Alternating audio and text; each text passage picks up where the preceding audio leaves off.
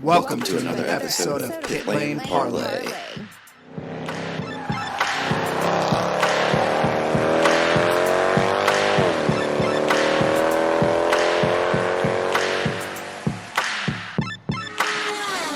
Welcome to another episode of Pit Lane Parlay. My name is host Mike Jokum. Joining me on a special recording is Indy Lights driver Toby Sowery. Toby, first off, how are you? And thanks for joining. No, thank you for inviting me. But I'm good, thank you. Enjoying my time back in the UK in our off-season.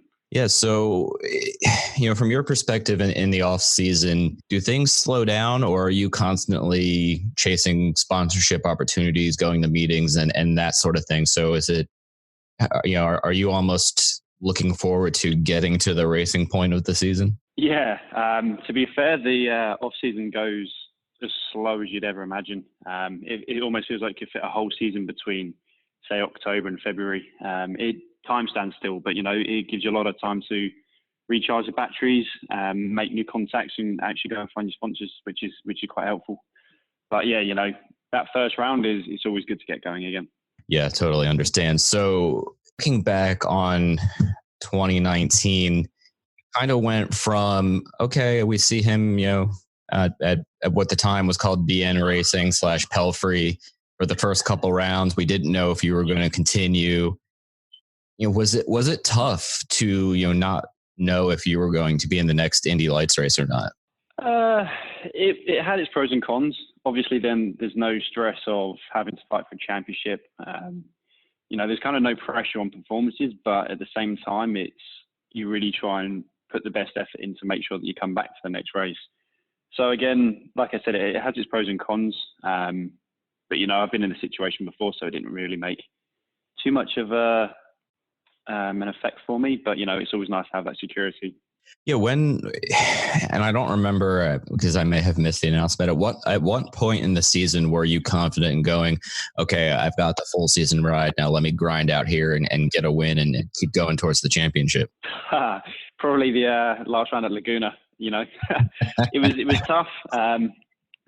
It was kind of race by race. I think when we did St. Petersburg, it was pretty obvious to us that we could make COTA happen. And then it was a bit of a break for us to come back and actually try and figure out how to sort the rest of the season out. So there wasn't ever a point where I felt I had the whole season under wrap. We just, my team around me, my parents, everyone supporting us as well, our investors, they all were very cooperative in trying to make 2019 happen. And, we ended up managing that. So it was a group effort along the way. Yeah, and in the end, 7 podiums, a win in Portland, and third in the standings, considering you didn't know if you were going to be racing the next weekend for the most part, is incredibly impressive. So what was it like working with all of the guys from BN Racing / the renamed HMD Motorsports partway through the year? It was good. The results kind of speak for themselves, and we had a good group of people around us, good mechanics, good engineers. It definitely wasn't easy throughout the season, having so many changes going on. So we had, obviously, like you said, the rebranding from BN to HMD. We lost a few people there. We then also changed engineers and workshop as well, which kind of threw a bit of a mix up. But, as I said, we managed a fair few podiums, third in the championship and a race win, which at this level, although the grid wasn't massive, it wasn't uncompetitive grid. So it kind of speaks for itself in terms of our results and our overall pace consistently. We had a few bang rounds at Indy, and COTA wasn't amazing, but, generally speaking, we were there or thereabouts. So it was, there was a good group of people around us, which made it an enjoyable season as well. Yeah, for sure. I know it wasn't a deep field with 9 cars, but going against the likes of Oliver Askew and whatnot, really leads to finishing second or third in a majority of the races makes it even more impressive with who you're going against. You're looking back at your racing career before Indy Lights this year, you did 2 races at what was then called Pro Mazda in 2018, finished second both races. Yeah. And then back in 2017, you had 2 USF 2000 races. So really before this year, you hadn't done a lot of racing on, well, pretty much any of the circuits you were at this year. What made you decide this year, I want to go all in with Indy Lights versus continuing on over on the European? I think you were doing some sports cars and whatnot over there. What was that deciding moment? To be fair, it was just the opportunity of the first race at St. Petersburg. Like you mentioned, we had 2 weekends prior to our 29 Lights campaign in USF at Barber and Indy Pro at Road America. But those are both just, a bit of fun, come out and see what this scene's like and just see how we got on. There was nothing serious about it. It was just, we got the opportunity and thought it would be a good weekend. So it was more, we got the call to do St. Petersburg, and that opportunity, it was like, let's try and make this work because it's a serious championship, especially as it lies right under IndyCar. So I don't think there was ever a point where it wasn't like, let's see if we can make this work. It was always, we've had this opportunity, now let's turn it into something serious. Whereas, like you said, the 2 races we'd done in the other steps of the road to Indy, they weren't as serious. Sure, makes sense there. I have to ask, and I'm pretty sure I asked this when we sat down in Laguna or wherever it was towards the end of the year. You started working with John Comiskey when the HMD Motorsports rebrand happened. What was it like working with John? For those who don't know, he was with Penske in the 90s when Beast engine came out, which is in the Beast. What was it like working with John? I know he's one of the smartest guys in the engineering world. Every moment was enjoyable. The first time I met him was at Mid-Ohio, just after the crash, and I think the first thing he said to me was, "Don't crash again," which kind of laughed off, but you could see he was quite serious. But it was insight to what John's like. He's a very good man at what he does. He's been around a long time. He's got all the right ideas. His approach is correct, and actually, the more time we spent together, the better we got along. He was incredibly professional. A good guy outside of the track as well. He's not one of these people that you never see outside of a race event. He's just very humble and a very nice guy, as well as being very, very good at what he does. So, like you said, we worked with him, and there wasn't any one point where I didn't enjoy being close with John and just, kind of following what he was saying and learning from him. Yeah, he's one of my favorite people to talk to, and having seen his shop in person with the old Penske car he's restoring. He's got a lot going on, and it's all fantastic. So I don't know how much you can answer this next question. And I know we've joked about it in the past. You probably know it's coming already, but you have Rich Energy on the car last year. Everybody knows how ridiculous their social media is. 1, did you get to talk to the man in charge at Rich Energy? And 2, what is it like having them on the car and then seeing the creativeness, let's call it, of everything you see on social media?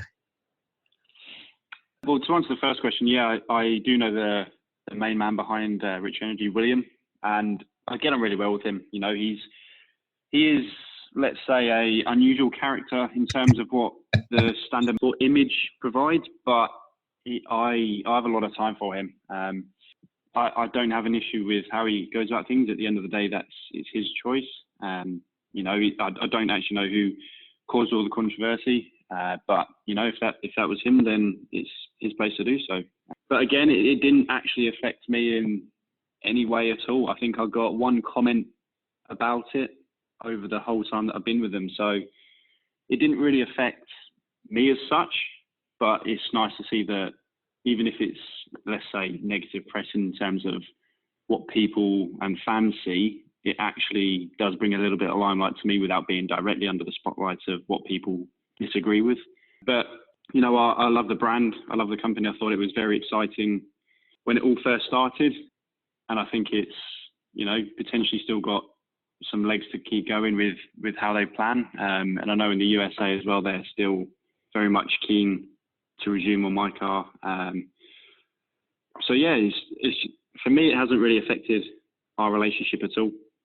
And I think it's an exciting, definitely an exciting company to be around.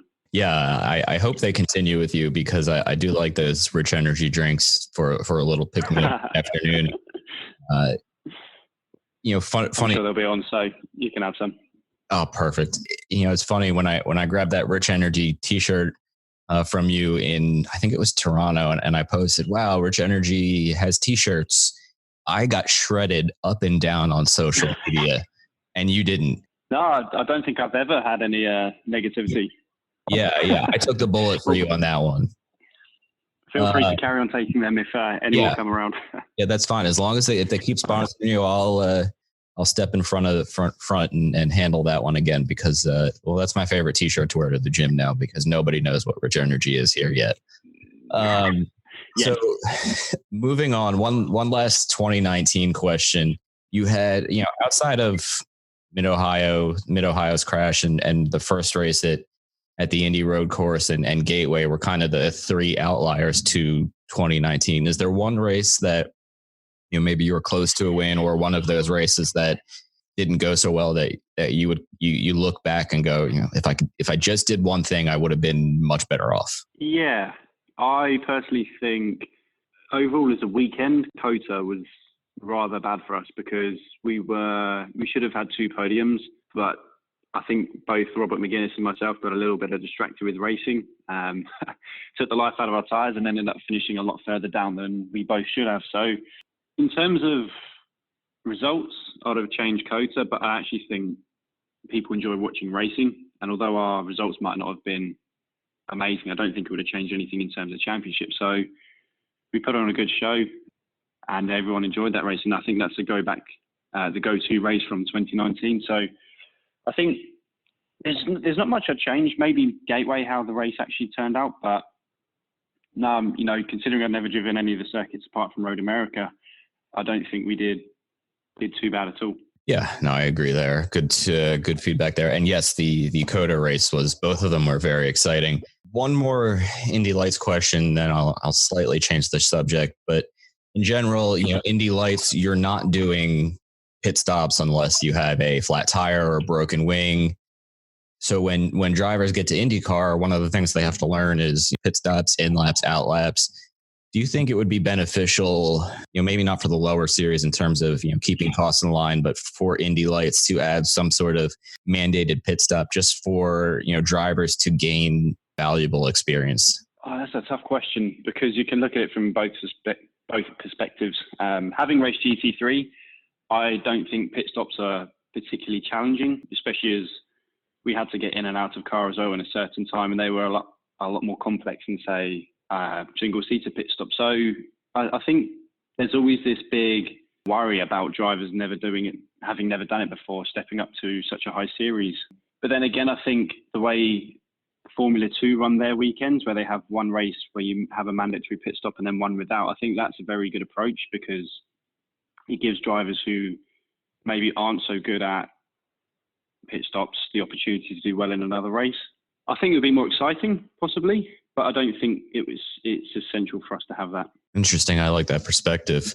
So slightly changing gears here as we approach the 2020 season with the COTA Open tests, just a few weeks away. And, I know your plans aren't 100% definitive yet. So if you are reaching out to a sponsor through this episode right here, what are you telling them? Why should somebody sponsor Toby Sowery, and what do you have to offer in terms of racecraft? I think for a sponsor to jump on now is probably the best opportunity in time-wise, because I believe we are on the cusp of making a very good career, and I believe with the right support and the right people around me, I can have a very long, successful career in IndyCar or wherever I end up after. But I do believe I can be successful in terms of stepping up to IndyCar. I think that it will be a very suited environment for me as a driver. So I have that faith in myself that performances won't be an issue. And obviously then you get the brand recognition, ambassador roles, things like that, you know, most people aren't aware of, that you are offering that service as well. I love it. Well, if anybody out there is listening and curious, please reach out to us and we'll put you in contact with Toby. We want to see him on the grid this year. We'll keep it short here and we'll wrap up. No worries. If you were to win one race in 2020 on the Indy Lights schedule, which one are you circling on your calendar now as a must win? Well, I think everyone's going to be circling the same one, and that will be the Freedom. It's such a big race, and it's unlike any other race that you'll do in Indy Lights. It's like the Indy 500, but for Indy Lights. So I think that's the one that drivers put on a pedestal heading into their season. You know, it opens doors for you everywhere. So I think that's definitely the one that most drivers, including myself, would say that's the one that we're gunning for. Awesome. I love it. Well, Toby, thank you very much for joining me on this quick recording here. Best of luck in 2020. No problem. Thanks for inviting me. Yeah, no problem. And hope to see you on the grid in a couple of weeks. I'm sure you will. We are working away and we have some few tricks and bits and bobs up our sleeves. Awesome, man. Well, good luck. Thanks very much.